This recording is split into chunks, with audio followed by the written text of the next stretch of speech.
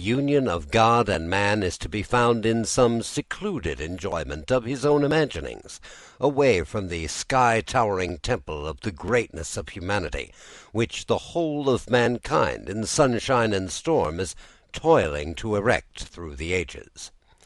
Who is there that thinks this secluded communion is the highest form of religion? O thou distraught wanderer, thou sannyasin, drunk in the wine of self-intoxication, dost thou not already hear the progress of the human soul along the highway traversing the wide fields of humanity, the thunder of its progress in the car of its achievements, which is destined to overpass the bounds that prevent its expansion into the universe? The very mountains are cleft asunder, and give way before the march of its banners waving triumphantly in the heavens. As the mist before the rising sun, the tangled obscurities of material things vanish at its irresistible approach. Pain, disease, and disorder are at every step receding before its onset.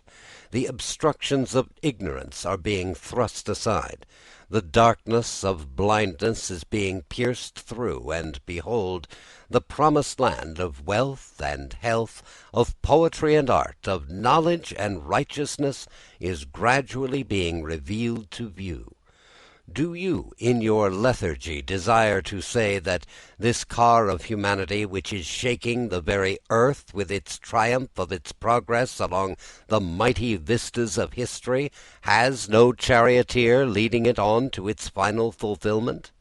Who is there who refuses to respond to his call, to join in this triumphal progress? Who is so foolish as to run away from the gladsome throng and seek him in the listlessness of inaction? Who is so steeped in untruth as to dare to call all this untrue? The great world of men, this civilization of expanding humanity, this eternal effort of man through depths of sorrow, through heights of gladness, through innumerable pediments within and without to win victory for his powers. He who can think of this immensity of achievement as an immense fraud, can he truly believe in God, who is the truth? He who thinks to reach God by running away from the world, when and where does he expect to meet him? How far can he fly? Can he fly and fly till he flies into nothingness itself?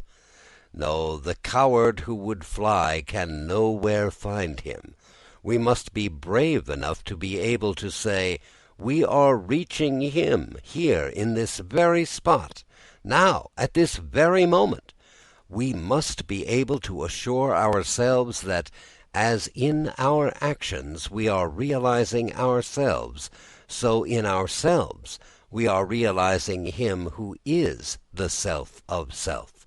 We must earn the right to say so unhesitatingly by clearing away with our own effort all obstruction, all disorder, all discords from our path of activity. We must be able to say, in my work is my joy, and in that joy does the joy of my joy abide. Whom does the Upanishad call the chief among the knowers of Brahma? He is defined as he whose joy is in Brahma and whose play is in Brahma, the active one. Joy without the play of joy is no joy at all. Play without activity is no play. Activity is the play of joy. He whose joy is in Brahma, how can he live in inaction? For must he not by his activity provide that which is the joy of Brahma, is to take the form and manifest itself? That is why he who knows Brahma, who has his joy in Brahma, must also have all his activity in Brahma, his eating and drinking, his earning of livelihood, and his beneficence.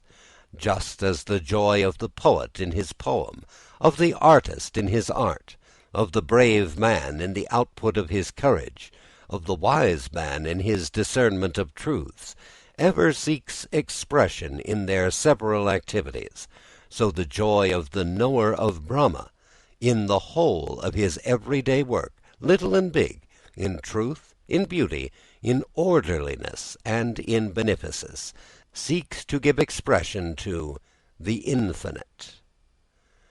Brahma himself gives expression to his joy in just that same way.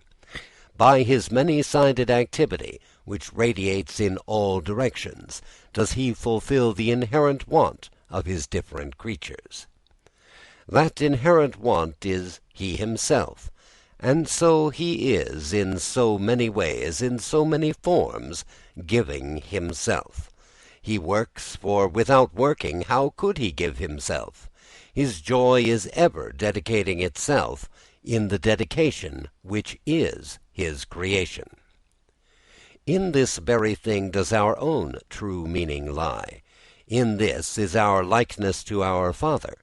We must also give up ourselves in many-sided, variously aimed activity. In the Vedas he is called the giver of himself, the giver of strength. He is not content with giving us himself, but he gives us strength that we may likewise give ourselves. That is why the seer of the Upanishad prays to him who is thus fulfilling our wants. May he grant us the beneficent mind. May he fill that uttermost want of ours by granting us the beneficent mind. That is to say, it is not enough he should alone work to remove our want, but he should give us the desire and the strength to work with him in his activity and in the exercise of the goodness. Then indeed will our union with him alone be accomplished. The beneficent mind is the one which shows us the want of another self to be the inherent want of our own self. That which shows that our joy consists in the varied aiming of our many-sided powers in the work of humanity. When we work under the guidance of this beneficent mind, our activity is regulated, but does not become mechanical. It is action not goaded on by want, but stimulated by the satisfaction of the soul. Such activity ceases to be a blind imitation of that of the multitude, a cowardly following of the dictates of fashion.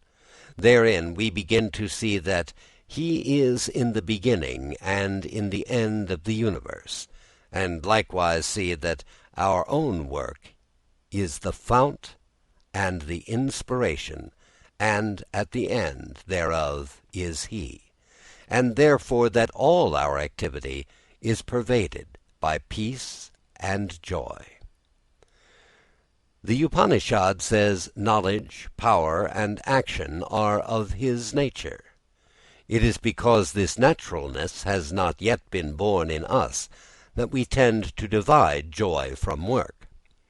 Our day of work is not our day of joy, for we require a holiday, for miserable that we are, we cannot find our holiday in our work. The river finds its holiday in its onward flow, the fire in its outburst of flame, the scent of the flower in its permeation of the atmosphere, but in our everyday work there is no such holiday for us. It is because we do not let ourselves go, because we do not give ourselves joyously and entirely up to it, that our work overpowers